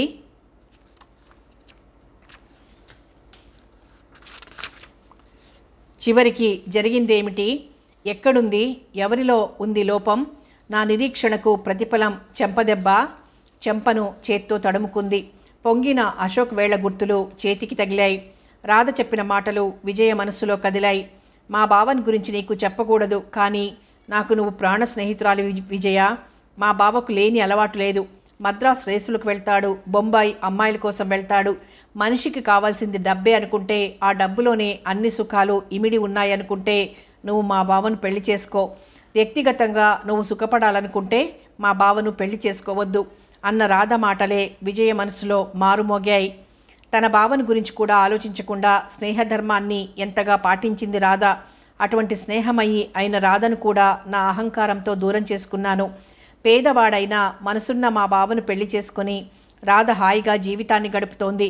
డబ్బున్న మనసుకు విలువ ఇవ్వలేని అశోక్ని చేసుకుని అనుభవిస్తున్నాను. ఎన్ని మాటలన్నా ఆ రోజు రాధ అనుభవం మీద నీకే అర్థమవుతుందని చెప్పి ఈ ఇంట్లోంచి వెళ్ళిపోయింది. నీ మాటలు ఇప్పుడు అర్థమయ్యాయి రాధా. నిన్ను బాధ పెట్టినందుకు పశ్చాత్తాపంతో ఇప్పుడు కుమిలిపోతున్నాను. నా కన్నీళ్లతో నీ కాళ్ళు కడగాలనుంది. నీ వంటి స్నేహితురాలు నాకున్నందుకు ఈరోజు నిజంగా గర్విస్తున్నాను రాధా. నాకు ఇలాంటి శాస్తి జరగవలసిందే. నాలాంటి అహంకారికి గర్విష్టికి ఇదే తగిన శిక్ష అని మనసులో అనుకుంటూ ఆ రాత్రంతా ఏడుస్తూనే ఉంది విజయ. ఆ రాత్రంతా అశోక్ ఇంటికి రాలేదు. రాత్రంతా నిద్రలేకపోవటం వలన ఉదయం 10 గంటల వరకు నిద్రపోయింది విజయ. ఉదయం 8 గంటలకు వచ్చి స్నానం చేసి టిఫిన్ తిని ఆఫీస్కు వెళ్ళాడమ్మా అశోక్ బాబు. మీరు నిద్రపోతున్నారని మిమ్మల్ని లేపలేదు. విజయ నిద్రలేచి మేడ దిగి రాగానే వంట మామగారు చెప్పింది విజయకు. ఉదయమనగా వెళ్ళిన అశోక్ భోజనానికి కూడా రాలేదు. అది అతనికి అలవాటే. విజయ్ కూడా భోంచేయకుండా ఏడుస్తూ బెడ్రూమ్లో పడుకుంది. ఉదయం నుంచి ఏడవటం వలన విజయ్ కళ్ళు ఎర్రగా ఉబ్బి ఉన్నాయి. సాయంత్రం 4 గంటలకు అశోక్ పనుండి ఇంటికొచ్చారు రాజారావు గారు. కూతురు ముఖం చూడగానే ఆయన మనసు బాధతో విలువిల్లాడిపోయింది. విజయ, అలా ఉన్నావేమ్మా? అనునయంగా విజయ తలనిమురుతూ అడిగారు రాజారావు గారు. ఆ అనునయానికి విజయ దుఃఖం మరింత అధికమైంది. డాడీ అంది ఏడుస్తూ. ఏమ్మా ఏడుస్తున్నావా? అంత బాధ ఏమొచ్చిందమ్మా నీకు? చెప్పమ్మా. నిన్ను చిన్నతనం నుంచి ఒక్కగానొక్క కూతురువని, నువ్వు ఆడింది ఆటగా పాడింది పాటగా అతి గారాభంగా నిన్ను కళ్ళల్లో పెట్టుకొని పెంచానమ్మా. నువ్వు సమాజంలో పెద్ద అంతస్తులో ఉండాలని నీకోసం పగలు రాత్రి శ్రమించి లక్షలు సంపాదించానమ్మా. చెప్పమ్మా, నీ కన్నీటికి కారణం ఏమిటి? నీ కన్నీరు నేను చూడలేను, ఎంతో ఆవేదనగా అడిగారు రాజారావు గారు. ఏం చెప్పను డాడీ, ఆయనకు లేని చెడ్డ అలవాటంటూ లేదు. అన్ని వ్యసనాలకు ఆయన బానిస డాడీ, ఏడుస్తూ అంది విజయ. నాకు తెలుసమ్మా, తెలిసే చూస్తూ ఊరుకున్నారా డాడీ? అంతకంటే ఏం చేయగలనమ్మా? అల్లుడు గారిని ఏమని మందలించను డాడీ? ఆశ్చర్యంగా అంది విజయ. అవునమ్మా, నువ్వు అతని భార్యవు. అతని వ్యక్తిగత విషయాలలో జోక్యం కలిగించుకునే అధికారం నాకు లేదు. ఇన్ని రోజులుగా అతన్ని నీకు అనుగుణంగా మార్చుకోలేకపోయావా అమ్మా? ఎంతో బాధగా అన్నారు రాజారావు గారు. ఆ అలవాట్లన్నీ ఆయనకు పెళ్లి కాకముందు నుంచి ఉన్నాయి డాడీ. ఆయన్ని మార్చాలని ఎంతో ప్రయత్నించాను, లాభం లేకపోయింది. నువ్వు అతన్ని పెళ్లి చేసుకోవటం నాకు మొదట ఇష్టం లేదమ్మా. కానీ నువ్వు అతన్ని ఎంతగా ప్రేమించావో నేను అర్థం చేసుకున్న తర్వాత కాదనలేకపోయాను. నీ ప్రేమతో అతన్ని నీకు అనుగుణంగా మార్చుకోగలవనుకున్నాను. మీ మమ్మీ మాటలు విని బంగారం లాంటి నీ జీవితాన్ని నువ్వే నాశనం చేసుకున్నావమ్మా. ఆ రోజు నేను బావ మీద నీ అభిప్రాయం ఏమిటమ్మా అని అడిగితే, నౌకర్ లాంటి వ్యక్తి మీద నా అభిప్రాయం అడుగుతారేమిటి డాడీ అన్నావు. నువ్వు నౌకర్ కన్నా హీనంగా చూసిన శేఖర్ని చూడమ్మా. ఈరోజు ఎంత హాయిగా ఆనందంగా బ్రతుకుతున్నాడో. రాధను పువ్వుల్లో పెట్టి పూజించుకుంటున్నాడు. అతని కుటుంబం చూస్తుంటే ముచ్చటేస్తుంది. అనుకూలుడైన భర్త, ముద్దులొలికే బాబుతో రాధ ఎంత ఆనందంగా ఉంది. నీకు తెలియదమ్మా, వ్యక్తిగతంగా పేదవాడు సుఖపడినంతగా ధనవంతుడు సుఖపడలేడమ్మా. పగలంతా కష్టపడి కడుపు నింపుకునే పేదవాడు కలో గంజో తన భార్యతో కలిసి తాగి హాయిగా ఒళ్ళు తెలియకుండా నిద్రపోతాడు. కానీ ధనవంతుడు చెయ్యరాని నేరాలు చేసి అయినా లక్షలు కూడబెడతాడు. రాత్రయ్యేసరికి తను చేసిన పాపాలకు రూపాలొచ్చి కళ్ల ముందు భయంకరంగా నాట్యం చేస్తుంటే ఆ బాధ భరించలేక విస్కీ మత్తులో మనస్సును నిద్రపుచ్చుతాడు. నా అనుభవం మీద నేనెంతగా ఆ రోజు నీకు నచ్చజెప్పాలని ప్రయత్నించినా నా మాట వినలేదు. నువ్వు చేసిన పనికి ఫలితం కూడా నువ్వే అనుభవించాలమ్మా, వేదనగా అన్నారు రాజారావు గారు. డాడీ అంటూ ఏడుస్తూ వాళ్ళ డాడీ గుండెల మీద వాలిపోయింది విజయ. బాధపడకమ్మా, జీవితంలో రాజీ పడటం నేర్చుకోవాలి. ఏ విషయంలో రాజీ పడమంటారు? ఏ తప్పని సమర్థించుకోమంటారు? ఏడుస్తూ అంది విజయ. తప్పదమ్మా, అన్ని తప్పులు సమర్థించుకోవాలి. నేను ఎంతో కాపురం చేయలేను డాడీ, నా బాధ మీకు అర్థం కాదు. అంత మాటనకమ్మా. బంగారు పంజరంలో పెరిగిన నీకు బయట ప్రపంచం సంగతి తెలియదమ్మా. ఈ సంఘం భర్త నీడ వదిలిన ఆడదాన్ని గౌరవంగా బ్రతకనీయదు, విలువగా చూడదు. ఏ కారణంగా భర్తను వదిలినా మొగుణ్ణి వదిలేసొచ్చిందని ఇనప ముక్కు కాకుల్లా మాటలతో పొడిచి పొడిచి చంపుతారు. సహనం ఆడపిల్లకు శ్రీరామరక్ష లాంటిది. తండ్రిగా ఇంతకంటే నేనేం చెప్పలేనమ్మా. అల్లుడు గారితో నేను కూడా మాట్లాడతాను, నువ్వు బాధపడకమ్మా, వస్తాను అంటూ ఆ స్థితిలో కూతుర్ని చూడలేక వికలమైన మనసుతో వెళ్ళిపోయారు రాజారావు గారు.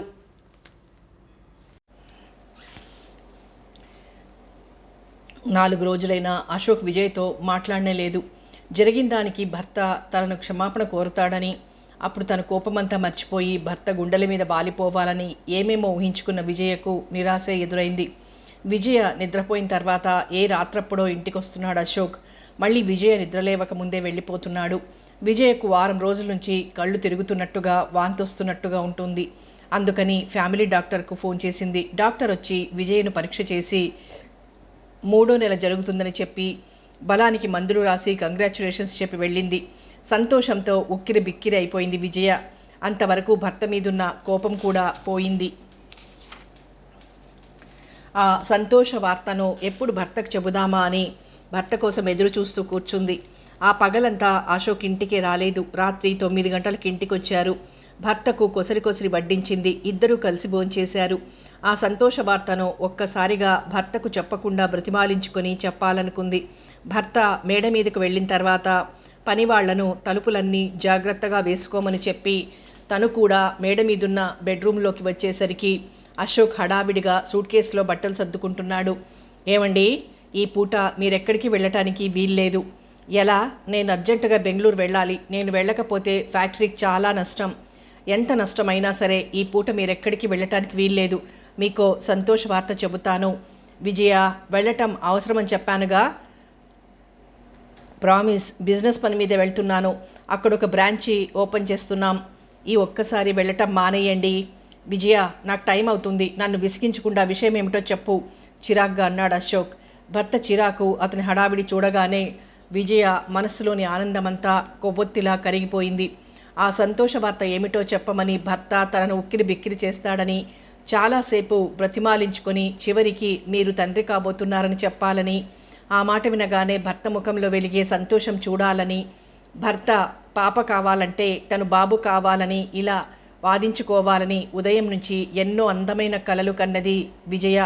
చిరాగ్గా ఉన్న భర్తను చూడగానే సంతోషమంతా పోయి ఆ స్థానంలో ఒక విధమైన నిర్లిప్తత చోటు చేసుకుంది విజయ మనస్సులో. మీకు టైం అవుతుంది, వెళ్ళండి, తర్వాత చెబుతాను అంది. ఆ మాట అనటమే తడవుగా అశోక్ సూట్ కేసు తీసుకుని కిందికొచ్చాడు. 5 నిమిషాలకు కారు స్టార్ట్ అయిన శబ్దం వినిపించింది. కన్నీటితో విజయ దిండును తడుపుతూ పడుకుంది. విజయ చెప్పే సంతోష వార్త వినటానికి కూడా తీరిక లేదని బెంగళూరు పరిగెత్తుకుంటూ వచ్చిన అశోక్ ఒక్క రోజులోనే బిజినెస్ పనులన్నీ పూర్తి అయ్యాయి. అయినా బెంగళూరులోనే ఉన్నాడు. బెంగళూరులో ధనవంతులకు, రాజకీయ నాయకులకు, సినిమాలకు మాత్రమే అందుబాటులో ఉండే ఖరీదైన హోటల్ గదిలో ఒక చేత్తో విస్కీ గ్లాసు చేత్తో పట్టుకుని మరో చేత్తో తన ఒడిలో వాలి ఉన్న రోజా బుగ్గలు నిమురుతూ కూర్చున్నాడు. రోజా క్లబ్ డాన్సర్. 4 నెలల క్రితం బెంగళూరు వచ్చినప్పుడు క్లబ్లో పరిచయమైంది అశోక్కు. అప్పటి నుంచి బెంగళూరు ఎప్పుడు వచ్చినా రోజాతో 2 రోజులు గడపకుండా వెళ్ళాడు అశోక్. రోజా, నీ బుగ్గలు విస్కీ కన్నా ఎక్కువ మత్తును కలిగిస్తున్నాయి.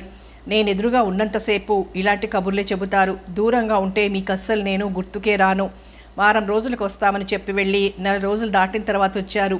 తెచ్చిపెట్టుకున్న కోపంతో అంది రోజా. నువ్వెప్పుడూ నా మనసులోనే ఉంటావు రోజా. ఏం చెయ్యను, వారానికి ఒకసారి రావడానికి ఎలా వీలవుతుంది చెప్పు. అవునులేండి, మీకు ఈరోజు గుర్తుంచుకోవాల్సిన అవసరం మాత్రం ఏముంది? అంత నిష్ఠూరంగా మాట్లాడితే నేను భరించలేను రోజా. నీకోసం కాకపోతే ఇప్పుడు ఇక్కడ ఎందుకున్నాననుకుంటున్నావు? అనునయంగా రోజాను గుండెలకు హత్తుకుంటూ అన్నాడు అశోక్. ఇక్కడ ఎన్ని రోజులుంటారు? అశోక్ షర్టు గుండీలు సర్దుతూ అంది రోజా. ఎన్ని రోజులు ఉండమంటావు? నేను ఎన్ని రోజులు ఉండమంటే అన్ని రోజులుంటారా? రోజా, నిన్ను వదిలి వెళ్ళాలంటే నాకు బాధగానే ఉంటుంది. 2 రోజులు ఉంటాను. ఒక వారం రోజులు ఉండండి. వారం రోజులంటే ఎలా రోజా? లక్షలతో చేసే బిజినెస్ దెబ్బతినదు. నేనంటే భయంతోనూ, నా మీద ఉండే గౌరవంతోనూ పార్ట్నర్స్ నన్ను సామాన్యంగా మోసం చెయ్యరనుకో. అలా అని బరువు బాధ్యతల్ని వాళ్ళ మీద వదిలేస్తే ఎలా? బిజినెస్ వ్యవహారాల్లో ఎవ్వరినీ నమ్మకూడదు. అశోక్ ఎంత విలాసంగా గడిపినా, తాగినా, తిరిగినా వ్యాపార విషయాల్లో చాలా జాగ్రత్తగా ఉంటారు. ఏమండి, మీరింకా తిరుగుతూ ఉంటారు కదా, మీ శ్రీమతి గొడవ చెయ్యదా? ఇప్పుడిప్పుడే గొడవ చేయటం మొదలు పెడుతోంది. అయినా నేను లెక్క చెయ్యను. నా సెంటిమెంట్స్ వేరు. వయసులో ఉన్నప్పుడే అనుభవించాలి. ఏ సరదాలైనా కేవలం సంపాదన లక్ష్యంగా పెట్టుకుంటే ప్రయోజనం ఏముంది? యవ్వనానికి ఉండే వయస్సు చాలా చిన్నది. అందుకే దాన్ని సద్వినియోగం చెయ్యాలి. మీరు ఇండియాలో పుట్టాల్సిన వాళ్ళు కాదు రోజా. అనుభవించటం తెలుసుండాలి కానీ ఎక్కడ పుట్టినా ఒకటే. రోజాను తన మీదకు లాక్కుంటూ అన్నాడు అశోక్. నేను కోరుకునే ఆనందాన్ని నాకు అందించే ఆడదాని కోసం నేనేమైనా చేస్తాను. ఎంత డబ్బైనా ఖర్చు చేస్తాను. రోజా ముఖాన్ని ముద్దులతో నింపేస్తూ అన్నాడు అశోక్. ఏమండి, మిమ్మల్ని చూడకుండా రోజుల తరబడి నేనుండలేనండి. నన్ను కూడా మీతో తీసుకెళ్ళండి, గారాబంగా అంది రోజా. ఆ మాట నిజంగా అంటున్నావా రోజా? మనస్ఫూర్తిగా అంటున్నానండి. మీకు దూరంగా ఉండలేను. అయితే రేపే నాతో వచ్చేయి. ఏవండి, ఏ అర్హతతో మీ దగ్గరుండగలను? దిగులుగా అడిగింది రోజా. రోజా, నా మాట విని డాన్స్ చేయటం మానేయ్, నాతోరా. నిన్ను వేరే ఇంట్లో ఉంచుతాను. నెలకు నీకయ్యే ఖర్చు భరిస్తాను. నిన్ను జీవితమంతా పోషిస్తాను రోజా, ఆవేశంగా అన్నాడు అశోక్. ఏమండి, మీరేదో ఆవేశంలో అంటున్నారు. నిజంగా నా ఖర్చులన్నీ భరిస్తారా? నెలకు 2000 డ్యాన్స్ చేసి సంపాదిస్తున్నా నాకు చాలటం లేదు. ఆ అనుమానం నీకు అక్కర్లేదు రోజా. నీకోసం నెలకు 4000 అయినా ఖర్చు పెడతాను. నా మాట విని ఈ వృత్తి మానేసి నాతోరా. మీరు 2 రోజులు ఉంటారు కదా, ఆలోచించి చెబుతానులేండి. నీ ఇష్టం అంటూ లైట్ ఆర్పేసి రోజా మీది కొరిగాడు అశోక్. రోజాతో అవసరాన్ని తీర్చుకొని మత్తుగా నిద్రపోయాడు. రోజాకు ఎంత ప్రయత్నించినా నిద్ర పట్టలేదు. వెళ్ళటమా మారటమా అన్న సందిగ్ధంలో ఉండిపోయింది. రోజాకెంత మర్చిపోదామన్నా మరపురాని గతం కనుల ముందు కదలాడింది. రోజా ఒక సంపన్న కుటుంబంలో పుట్టింది. రోజాకు 5 సంవత్సరాల వయసులోనే తల్లి చనిపోయింది. తండ్రి మరో పెళ్లి చేసుకున్నాడు. సవతి తల్లి అయినా రోజాను ఎంతో ప్రేమగా చూసేది. రోజాకు వయసు వచ్చింది. వయసు తెచ్చిన పొంగులతో బంగారు బొమ్మలా మెరిసిపోయేది రోజా. వాళ్ళ ఇంటి ఎదురింటి ముందు గదిలో ఒక కాలేజీ స్టూడెంట్ అద్దుకుండేవాడు. రోజా బయటకు వస్తే చాలు రోజాను చూపులతోనే తినేసేలా చూసేవాడు. ఉడుకు రక్తం ఉరకలు వేసే వయస్సులో మంచి చెడు విచక్షణ జ్ఞానాన్ని కోల్పోయిన రోజా ఆ స్టూడెంట్ విసిరిన వలలో ఇరుక్కుంది. తండ్రి సంబంధాలు చూస్తున్నాడు. ఆ రోజు రోజాకు పెళ్లి చూపులు. పిల్ల నచ్చితే వెంటనే ముహూర్తం పెట్టుకుందాం అన్నారు మగ పెళ్లివారు. రోజా ఆ విషయం స్టూడెంట్తో చెప్పింది. తనను పెళ్లి చేసుకోమని ఒత్తిడి చేసింది. అతను ఆ రాత్రికి రాత్రే రోజాను తీసుకుని మద్రాసు వచ్చాడు. తరువాత కథ మామూలే. రోజా నగలు డబ్బు అయిపోగానే వాళ్ళు అద్దెకున్న హోటల్ ప్రొపరేటర్కు రోజాను 5,000 అమ్మేసి ఆ డబ్బుతో పలాయనం చిత్తగించాడు ఆ స్టూడెంటు. రోజా తనలో తను కుమిలి తన దురదృష్టానికి ఏడ్చుకోవటం తప్ప అక్కడి నుంచి బయటపడలేకపోయింది. ఆ ప్రొపరేటరే రోజాకు డాన్స్ నేర్పించాడు. పేరుకు రోజా క్లబ్ డాన్సర్. రాత్రిళ్ళు ఆ హోటల్ ప్రొపరేటర్కు ఉంపుడుగత్తే. ఆ విధంగా రోజా జీవితం పతనమైపోయింది. ఒకరోజు అశోక్ ఆ హోటల్కి వచ్చినప్పుడు అక్కడ డాన్స్ చేస్తున్న రోజాను చూశాడు. రోజా అందానికి ముగ్ధుడైన అశోక్ ఆ హోటల్ ప్రొపరేటర్ అడిగిన అంత డబ్బిచ్చి ఆ రాత్రికి రోజాను కొనుక్కున్నాడు. రోజా కథంతా విన్న అశోక్ ఆ హోటల్ ప్రొపరేటర్కు కొంత డబ్బిచ్చి అతని నుంచి రోజాకు విముక్తి కలిగించి తనతో బెంగళూరుకు తీసుకువెళ్ళాడు. బెంగళూరులో అశోక్ ఫ్రెండ్కు పెద్ద హోటల్ ఉంది. అక్కడ రోజా అప్పుడప్పుడు డ్యాన్స్ చేస్తుంది. అశోక్ వచ్చినప్పుడు మాత్రం అతనితో ఉంటుంది. ఆ తర్వాత మళ్ళీ అతని రాక కోసం ఎదురు చూస్తూ ఒంటరిగానే ఉంటుంది. అశోక్ బెంగళూరు వెళ్ళిన దగ్గర నుంచి విజయకు జ్వరం వస్తుంది. డాక్టర్ రోజు వచ్చి విజయ్ చూసి వెళ్తుంది. అశోక్ ఇంటికి రాగానే 4 రోజుల నుంచి విజయ్కి జ్వరం వస్తుందని వంట మా అమ్మగారు చెప్పింది.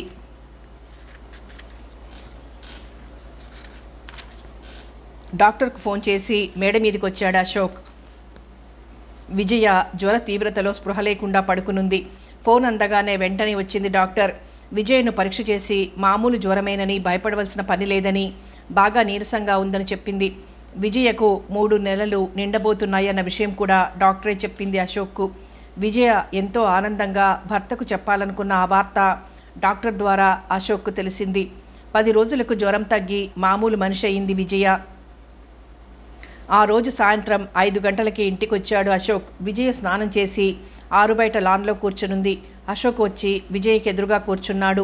విజయ, నువ్వు తల్లివి కాబోతున్నావని డాక్టర్ చెప్పింది. నీకేం బహుమతి కావాలో కోరుకో. నేను కోరుకున్నది నేను పొందలేకపోతున్నప్పుడు ఈ బహుమతులు నాకెందుకు? అలా విరక్తిగా మాట్లాడకు విజయ. నీకేం కావాలో చెప్పు. నాకేం తక్కువైందని చెప్పమంటారు? నాకేం అక్కర్లేదు, నిర్లిప్తంగా అంది విజయ. జ్వరం మూలంగా ఎలా చిక్కిపోయావో చూడు. జ్వరంలో ఉన్నప్పుడు నిన్ను చూస్తే మళ్ళీ కోలుకొని నువ్వు నవ్వుతూ ఇంట్లో తిరగలవా అని నాకే భయం వేసింది. మీకెందుకండి భయం? నేను చచ్చిపోతానేమో అని భయపడ్డారా? నాలాంటి దురదృష్టవంతులను తీసుకువెళ్ళటానికి మృత్యువుకు కూడా ఇష్టం ఉండదు. నేనంత త్వరగా చచ్చిపోనులేండి. ఏమిటి విజయ ఆ అర్థం లేని మాటలు? నేను మృత్యువు కోసమే 1000 కళ్ళతో ఎదురు చూస్తున్నానండి. బ్రతికి మాత్రం ప్రయోజనం ఏముంది? విజయ, ఇలాంటి సమయంలో ఎంతో ఆనందంగా ఉండాలి. ఆనందం ఎక్కడ దొరుకుతుందో చెప్పండి. నేను కూడా ఎంత డబ్బైనా సరే ఖర్చు పెట్టి కొనుక్కుంటాను. విజయ, నీకు రాను రాను నిజంగా మతిపోతుంది, కోపంగా అన్నాడు అశోక్. ఎందుకండి అంత కోపం? ఆనందంగా ఉండాలని మీరే చెప్పారుగా.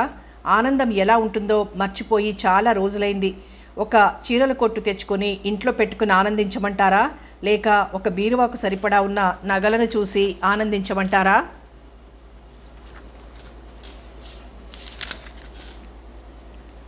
విజయ, నీకు మనసు బాగాలేదు. ఈ చలిగాలిలో ఎందుకు? బెడ్రూమ్లోకి వెళ్ళి రెస్ట్ తీసుకో. నాకు మనసు అనేది ఉంటేనేగా అది బాగా లేకపోవటానికి. నా మనస్సు ఏనాడో చచ్చిపోయింది. నేనే చావలేక జీవోత్సవంలా ఇంకా బ్రతికున్నాను. విజయ, అనవసరపు ఆలోచనలతో మనసు పాడు చేసుకోకు. నువ్వెందుకు ఇలా నన్ను బాధ పెడుతున్నావో నాకు అర్థం కావటం లేదు. నేను మిమ్మల్ని బాధ పెడుతున్నానా? బాధ పెట్టడం అంటే వేరే ఏముంది? మనసుకు కష్టం కలిగేలా మాట్లాడటమే బాధ పెట్టడం. నా బాధ ఎవరు అర్థం చేసుకుంటారండి? నేను మనస్సు, ఆ మనసు నిండా మమత ఉన్న మనిషిని. నేను ప్రేమించి పెళ్లి చేసుకుని నా ప్రాణం కంటే ఎక్కువగా ప్రేమిస్తున్న నా భర్తను మరో స్త్రీతో నేను పంచుకోలేనండి, ఏడుస్తూ అంది విజయ. అశోక్ అక్కడి నుంచి లేచి లోపలికి వెళ్ళాడు. వేరే ఇల్లు అద్దెకు తీసుకొని ఆ ఇంట్లో రోజా నుంచాడు అశోక్. రోజులు గడిచిపోతున్నాయి. విజయకు నెలలు నిండుతున్నాయి. విజయ్ ఆరోగ్యం దెబ్బతింది. అశోక్ ఆఫీస్ పనులు పూర్తి కాగానే సరాసరి రోజా ఇంటికి వెళ్ళి తన ఇష్టం వచ్చినంతసేపు ఇష్టం వచ్చినట్టుగా తాగి రోజాతో అనుభవాన్ని పంచుకొని ఏ రాత్రప్పుడో ఇంటికొస్తున్నాడు. అశోక్ ఇప్పుడు పూర్తిగా రోజా సొంతమయ్యాడు. అమ్మాయిల వేట మానేసి రోజా ఒక్కదానితోనే ఉంటున్నాడు. రోజా విషయం ఆ నోటా ఈ నోటా పడి చివరకు పనివాళ్ల ద్వారా విజయ్కు కూడా తెలిసింది. ఇలాంటి విషయాలు భర్తను గురించి వినటం విజయకు కొత్త కాదు. పెళ్ళైన 4 నెలల నుంచి ఇలాంటి విషయాలు వినడానికి అలవాటు పడింది విజయ. అందుకే విని కూడా భర్తనేం ప్రశ్నించకుండా మౌనంగా ఊరుకుంది. మనోవ్యాధితో విజయ ఆరోగ్యం నానాటికి దిగజారిపోతోంది. రాజారావు గారు, రాజ్యలక్ష్మి గారు దగ్గరుండి ఎంతోమంది డాక్టర్స్కు చూపిస్తూ చంటి పాపలా చూస్తున్నారు విజయను. అయినా విజయ ఆరోగ్యంలో మార్పు లేదు. ఏమండి, విజయ్కి ఏమైందండి? రోజు రోజుకు ఎందుకు అలా చిక్కిపోతుంది? ఎంతమంది డాక్టర్స్కు చూపించినా ప్రయోజనం లేకుండా పోయింది. ఏదో చెప్పలేని బాధతో దానిలో అది కుమిలిపోతోంది. ఆ బిజినెస్ వ్యవహారాలు ఏమిటో మీరు చూసి అల్లుడు గారిని ఇంటి పట్టున ఉండమని చెప్పండి అంది భర్తతో రాజ్యలక్ష్మి. నేను చెబితే మాత్రం ఆ మహానుభావుడు వింటాడా? అమ్మాయి అశోక్ను ప్రేమించానని అతన్ని పెళ్లి చేసుకుంటానని చెప్పినప్పుడే నీతో చెప్పాను. అతను అన్ని వ్యసనాలకు బానిసని, అతన్ని చేసుకుంటే అమ్మాయి సుఖపడదని. అప్పుడు నువ్వేమన్నావు? ఈ రోజుల్లో తాగటం ఫ్యాషన్ అన్నావు. అలవాట్లు కూడా మన స్టేటస్కు తగినట్లుగా ఉండాలన్నావు. మాణిక్యం లాంటి శేఖర్ని వదులుకొని మసిబొగ్గు లాంటి అశోక్ను అల్లుడిగా చేసుకోవాలని ఆరాటపడ్డావు. కూతురు చేతిలో ఇనప్పెట్టె తాళాలుంటే చాలనుకున్నావు. కన్న తల్లిగా దాని జీవితాన్ని నువ్వే నాశనం చేశావు. వయసులో ఉన్న ఆడపిల్లకు కావలసింది ఆస్తి అంతస్తులు కాదు. ఆ ఆడపిల్ల మనస్సును అర్థం చేసుకొని అనురాగాన్ని ఆప్యాయతను పంచిస్తూ భార్యను గుండెల్లో దాచుకునే మగవాడి తోడు కావాలి. అప్పుడే ఆ ఆడపిల్ల జీవితం స్వర్గతుల్యం అవుతుంది. మన దగ్గర లక్షల కొద్దీ ఆస్తి మూలుగుతుంది. అల్లుడి దగ్గర కొన్ని లక్షలున్నాయి. అయినా అమ్మాయి ఎంత బాధపడుతోందో కళ్ళారా చూస్తున్నాం. డబ్బుతోనే అమ్మాయి సుఖపడుతుందనుకుంటే ఇంకా లక్షలు సంపాదిస్తాను. అమ్మాయి మనసు సెన్సిటివ్. అశోక్ను తన ప్రాణం కంటే ఎక్కువగా ప్రేమించింది. ఇప్పటికీ ప్రేమిస్తుంది. అతనేమో అన్ని వ్యసనాలకు బానిస. అంత త్వరగా అతను ఆ వ్యసనాల నుంచి విముక్తి కాలేడు. అమ్మాయి ప్రేమను అతను అర్థం చేసుకోలేడు.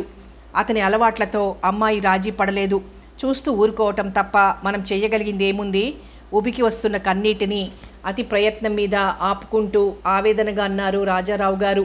కన్నబిడ్డ అలా కుమిలిపోతుంటే చూస్తూ ఎలా ఊరుకుంటామండి? అల్లుడు గారికి బుద్ధి చెప్పండి ఏడుస్తూ అంది రాజ్యలక్ష్మి. అతను నాకు బుద్ధి చెప్పేలా ఉన్నాడు, అతనికి మనం ఏం చెబుతాం అంటూ భరించలేని ఆవేదనతో సోఫాలో వెనక్కి వాలి కళ్ళు మూసుకున్నారు రాజారావు గారు. కన్నీరు తుడుచుకుంటూ కూర్చుంది రాజ్యలక్ష్మి. శేఖర్ ఆఫీస్ నుంచి వచ్చి అలవాటు ప్రకారం బాబును ఎత్తుకోకుండా రాధను పలకరించకుండా దిగులుగా కూర్చున్నాడు. అతని ప్రవర్తనకు ఆశ్చర్యపోతూ టీ తీసుకునొచ్చి అతనికి ఎదురుగా కూర్చుంది రాధ. ఏమిటండి అలా ఉన్నారు? మౌనమే రాధకు భర్త నుంచి సమాధానమైంది. ఏమిటండి మాట్లాడరు? నాకు భయంగా ఉంది, చెప్పండి ఎందుకు అలా ఉన్నారు? రాధా, ఈరోజు బజార్లో మామయ్య కనిపించారు. విజయకు హార్ట్అటాక్ వచ్చిందట. విజయ్కు హార్ట్అటాక్ రావడం ఏమిటండి ఇంత చిన్న వయసులో? బాధగా అంది రాధ. జబ్బు రావటానికి వయసుతో సంబంధం ఏముంది? పైకి చెప్పుకోలేని బాధతో తనలో తను కుమిలిపోతూ చేతులారా అనారోగ్యాన్ని కొని తెచ్చుకుంది విజయ. మామయ్య బాధ చూడలేకపోయాను. మీ మాటలు నాకేం అర్థం కావటం లేదు, విపులంగా చెప్పండి. విజయ్కు బాధపడవలసిన అవసరం ఏముంది? విజయ్ను గురించిన వివరాలన్నీ నీకు తెలియవు రాదా? మీ బావ క్లబ్లలో తాగి తూలుతుంటే ఇంటి దగ్గర విజయ తిండి నిద్ర మానేసి అతని రాక కోసం ఎదురు చూస్తూ ఏడుస్తూ కూర్చుంటుంది. అతను తాగినా పర్వాలేదు. అంతకుముందు విజయ్కు తెలియకుండా రోజుకో అమ్మాయితో ఏ హోటల్ గదుల్లోనో గడిపేవాడు. ఇప్పుడేమో బెంగళూరు నుంచి ఎవరో అమ్మాయిని తీసుకొచ్చి ఆ అమ్మాయితో ఈ ఊళ్ళోనే వేరే కాపురం పెట్టాడట. అప్పటి నుంచి విజయ ఆరోగ్యం మరీ దెబ్బతింది. తరచుగా గుండె నొప్పి రావటం చాలా ప్రమాదమని చెప్పారట డాక్టర్సు. మామయ్య ఈ విషయాలన్నీ నాతో చెబుతూ ఒకటే ఏడుపు. విజయ వ్యక్తిగతంగా చాలా మంచిది. ఆ తల్లి పెంపకంలో అలా తయారైంది. మామయ్య విజయ వాళ్ళింటికి రమ్మని బలవంతం చేస్తే ఆయన మాట కాదనలేక ఆయనతో పాటు వెళ్ళాను. విజయను చూసి నా కళ్ళను నేనే నమ్మలేకపోయాను. విజయ ముఖంలో మునుపటి కళాకాంతులు లేవు. జీవోత్సవంలా మంచానికి అంటుకుపోయి ఉంది. నన్ను చూడగానే ఏడుస్తూ కూర్చుంది. నన్ను క్షమించండి బావా, నేను రాధతో మనసారా మాట్లాడాలి. రాధను క్షమించమని కన్నీటితో అడగాలి. అప్పుడు కానీ నా మనస్సుకు శాంతి దొరకదు. నేను మీ ఇంటికి బాంధవ్య రీత్యా రాను బావా. ఒకనాటి రాధ ప్రాణ స్నేహితురాలిగానే మీ ఇంటికి వస్తాను. ఈ విషయం రాధతో చెప్పు బావా అంటూ ఒకటే పిచ్చిదానిలా ఏడుపు. విజయ అంతగా మారిపోయిందా? ఆశ్చర్యంగానూ అంతకు మించి బాధగానూ అడిగింది రాధ. చాలా మారిపోయింది రాధా. అహంకారం కానీ గర్వం కానీ విజయలో మచ్చుకైనా కనిపించవిప్పుడు. విజయకేమైనా అయితే మామయ్య బ్రతకరు. వాళ్ళిద్దరూ లేకపోతే అత్తయ్య కూడా బ్రతకదు. చిన్నప్పటి నుంచి మమ్మల్ని ఆదరించి పెంచి పెద్ద చేసిన మామయ్యను ఆదుకోలేని అసమర్థుణ్ణి అయ్యాను. విజయకు నెలలు నిండాయి. కాన్పు కష్టం కావచ్చు అందట ఫ్యామిలీ డాక్టరు వేదనగా అన్నాడు శేఖర్.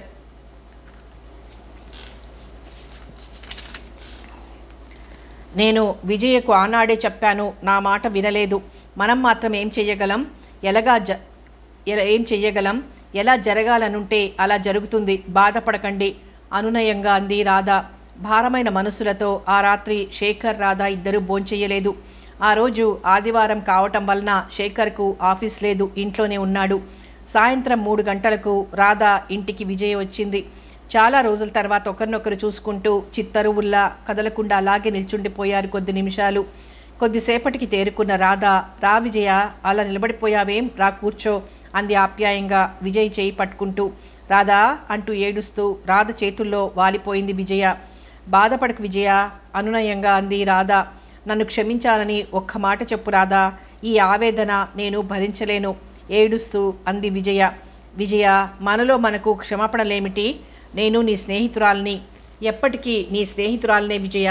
కష్టంలో సుఖంలో నీకు నేనున్నానని చెప్పగలిగే వాళ్లే నిజమైన స్నేహితులు. బాధపడకు. ఇన్నాళ్లుగా అనారోగ్యంగా ఉన్న మాట మాత్రంగానైనా నాకు కబురు చేయలేదు. ఇంతకాలం నన్ను మర్చిపోయావా? విజయ కన్నీటిని తుడుస్తూ అంది రాధ. నీ మంచితనాన్ని నేను భరించలేకపోతున్నాను రాధా. స్నేహానికి నిజమైన నిర్వచనం నువ్వు. నిన్ను అర్థం చేసుకోకపోగా అపార్థం చేసుకొని నిన్ను అవమానం చేశాను. పశ్చాత్తాపంతో నా మనసు రగిలిపోతోంది. మనిషికి గర్వం అహంకారం రెండే శత్రువులు. వాటి మూలంగానే నా బ్రతుకిలా అయ్యింది ఏడుస్తూ అంది విజయ. విజయ, బాధపడకు. కష్టాలను సుఖాలను ఒకే విధంగా భరించగల గుండె ధైర్యం కావాలి మనిషికి. క్షమాపణ కోరేది బయట వాళ్లను కానీ ఆత్మీయులను కాదు అనునయంగా అన్నాడు శేఖర్.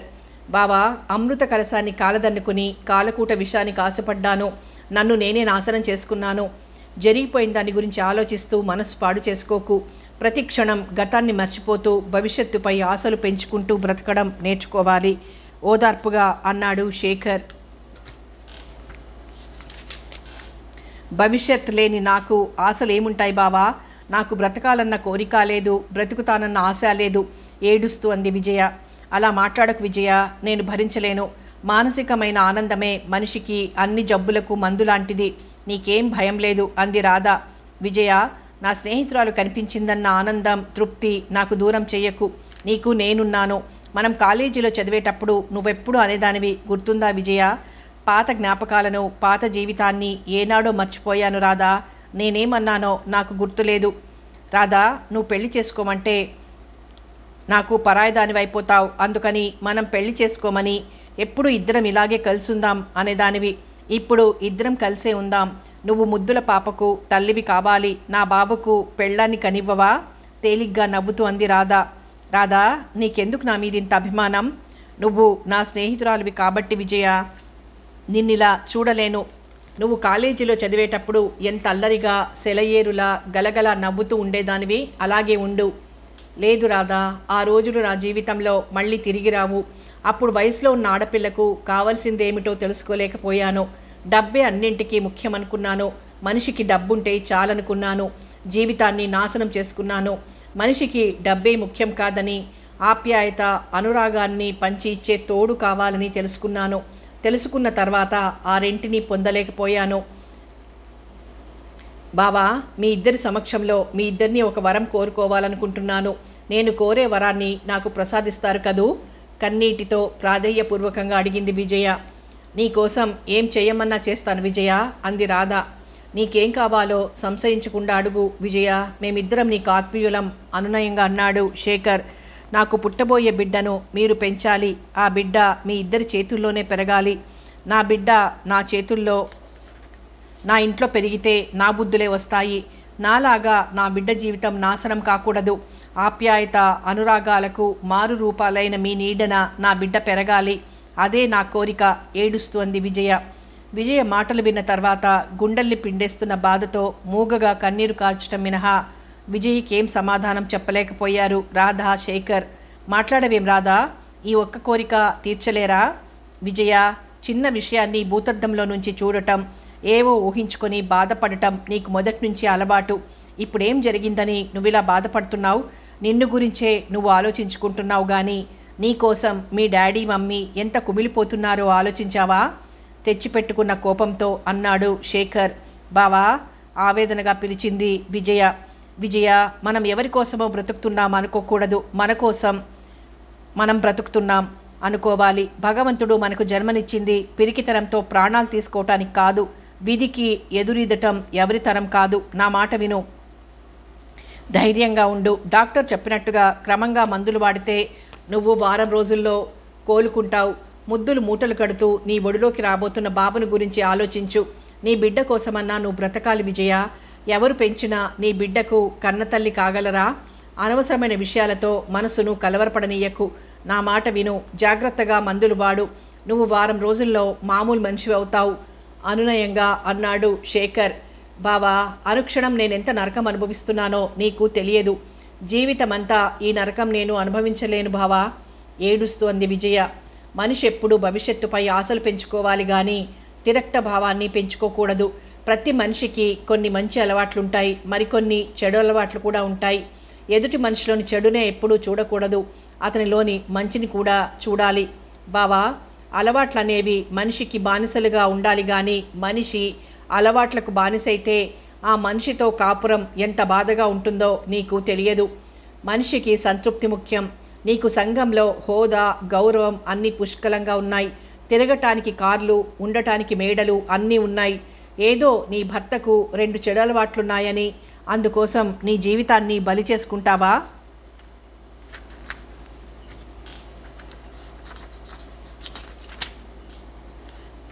బావా, నువ్వు చెప్పినవన్నీ నాకున్నాయి కానీ ఆయన నాకిచ్చే విలువ కూడా తెలుసా? ప్రాణం లేని కారుకు నాకు తేడా లేదు. ప్రాణం లేని కారును మన అవసరానికి వాడుకుంటాం, తర్వాత గ్యారేజీలో పెడతాం. మళ్ళీ దాని అవసరం కలిగే వరకు దాని గురించి ఆలోచించాం. ఆయన నాకిచ్చే విలువ కూడా అంతే బావా. భార్య భర్త నుంచి కోరుకునేది ఒక్క శారీరక సుఖమేనా? అంతకు మించి ఇంకేం లేదా? అదే అయితే పశువుకు మనిషికి తేడా ఏముంది చెప్పు బావా, ఏడుస్తోంది విజయ. శేఖర్ విజయ్కి ఏం సమాధానం చెప్పలేకపోయాడు. రాధ వాళ్ళిద్దరి సంభాషణ వింటూ విజయ్ని ఎలా ఓదార్చాలో అర్థంగాక మౌనంగా కన్నీరు కారుస్తూ కూర్చుంది. విజయ, జీవితంతో రాజీ పడటం నేర్చుకోవాలి కానీ జీవితాన్ని పందెంగా పెట్టకూడదు. బావా, ఇక ఆ విషయాన్ని వదిలేయి. విజయ, నాకో మాట ఇవ్వగలవా? అంది రాధ. నేను ఆత్మహత్య చేసుకోనని, అంతేగా? అవును విజయ, నా మీద ప్రమాణం చేసి చెప్పు. నేను చెయ్యలేను రాధా. అనుక్షణం నేను మృత్యువు కోసం 1000 కళ్ళతో ఎదురు చూస్తున్నాను. మీ బావ ప్రతిరోజు విస్కీ మత్తులో ఏ వన్నెలాడి కౌగిల్లోనో నిద్రపోతుంటే కరుగుతున్న కారు చీకటిలో ఎన్ని రాత్రిళ్ళు కన్నీటితో గడపగలను? ఏడుస్తూ అంది విజయ. విజయ, అలాంటి మూర్ఖుని కోసం నువ్వెందుకు బాధపడాలి? అతని కోసం కాదు, నీకు పుట్టబోయే బిడ్డ కోసమైనా నువ్వు బ్రతకాలి. ఓదార్పుగా విజయ తల నిమురుతూ అంది రాధ. ఇక వెళ్తాను రాధా, చాలా టైం అయింది. విజయ, భోంచేసి వెళ్ళు అంటూ లోపలికి వెళ్ళి నిద్రలేచిన బాబును తీసుకొచ్చి విజయకి అందించింది రాధ. బాబును గుండెలకు హత్తుకుంది విజయ. ఏదో తెలియని ఆనందం పెళ్ళుబికింది విజయ మనస్సులో. త్వరలో తను కూడా తల్లినవుతానన్న మధుర భావన కొండంత బలాన్నిచ్చింది విజయకు. రాత్రి 8 గంటల వరకు బాబుతో ఆడుకుంటూ అక్కడే ఉంది. ఆ రాత్రి వాళ్లతో కలిసి భోంచేసింది. చాలా రోజుల తర్వాత ఆ రోజు తృప్తిగా భోంచేసింది విజయ. రాత్రి 9 గంటలకు తన ఇంటికి వెళ్ళింది. కడుపులో నొప్పిగా ఉందంది విజయ. వెంటనే శాంతి నర్సింగ్ హోమ్కి తీసుకెళ్లారు విజయను. రాజారావు గారు నర్సింగ్ హోమ్ దగ్గరకు రమ్మని శేఖర్కి ఫోన్ చేశారు. విజయ ఇంటి నుంచి ఫోన్ అందుకున్న రాధ వెంటనే బాబునెత్తుకొని నర్సింగ్ హోమ్ దగ్గరకు వెళ్ళింది. అశోక్ కూడా ఆ ఉదయం నుంచి నర్సింగ్ హోమ్ దగ్గరే ఉన్నాడు. 3 రోజులు ప్రసవ వేదన అనంతరం ఆపరేషన్ చేసి బేబీని బయటకు తీశారు డాక్టర్లు. బేబీ తెల్లగా బొద్దుగా ఆరోగ్యంగా ఉంది. విజయ 2 రోజులు గడిచే వరకు ఏం చెప్పలేమన్నారు. ఆ 2 రోజులు తిండి నిద్ర లేకుండా అందరూ నర్సింగ్ హోంలోనే ఉన్నారు. రెండో రోజు సాయంత్రం మగతగా కళ్ళు తెరిచింది విజయ. ఒకసారి అందర్నీ మార్చి మార్చి చూసింది. తర్వాత రాధను, శేఖర్ను తన మంచానికి దగ్గరగా రమ్మని సైగ చేసింది. ఇద్దరూ విజయ మంచం దగ్గరికొచ్చారు. పాపను మీ చేతుల్లో పెడుతున్నాను. నా పాపకు మీరే తల్లిదండ్రులు. మాటలు కూడదీసుకుంటూ అంది విజయ. అశోక్ దుఃఖంతో మాట్లాడలేకపోయాడు. రాధా, పాప భవిష్యత్తు నా జీవితంలాగా మొగ్గలోనే రాలిపోకుండా అది నిండుగా 100 ఏళ్ళు బ్రతకాలి. నా పాపను నీ బిడ్డలా చూస్తావు కదూ. కన్నీటితో అతి ప్రయత్నం మీద మాటలు కూడదీసుకుంటూ రాధ చేతులు పట్టుకుంది విజయ. నీ మీద ప్రమాణం చేసి చెబుతున్నాను విజయ, పాపను నా కంటి పాపలా చూసుకుంటాను, కన్నీటితో అంది రాధ. ఆ మరు నిమిషమే విజయ తల పక్కకు వాలిపోయింది. విజయ ప్రాణాలు అనంత వాయువుల్లో కలిసిపోయాయి. డబ్బుంటే మనిషికి లేనిదేమీ లేదనుకున్న విజయ ఆ డబ్బులో సుఖం లేదని తెలుసుకున్న తర్వాత తన మనస్సుకు కావాల్సిన ప్రశాంతతను వెతుక్కుంటూ మరో లోకానికి వెళ్ళిపోయింది. అందరూ విజయ శవాన్ని కారులో ఇంటికి తీసుకొచ్చారు. చనిపోయిన తర్వాత జరగవలసిన కార్యక్రమాలన్నీ జరిగాయి. విజయ పేరుతో లక్షలు ఖర్చు పెట్టి అన్నదానం, పేదలకి వస్త్రదానం చేశారు రాజారావు గారు. అశోక్తో చెప్పి పాపనెత్తుకొని వాళ్ళింటికి బయలుదేరారు రాధ, శేఖర్. పాపను వాళ్ళు తమతో తీసుకుపోతుంటే శేఖర్ను, రాధను చూస్తూ గేటు దగ్గర కన్నీటితో నిల్చున్నాడు అశోక్. సమాప్తం. మగువకు కావలసిందేమిటి నవల సమాప్తం. మరో మంచి నవలతో మళ్ళీ కలుసుకుందాం.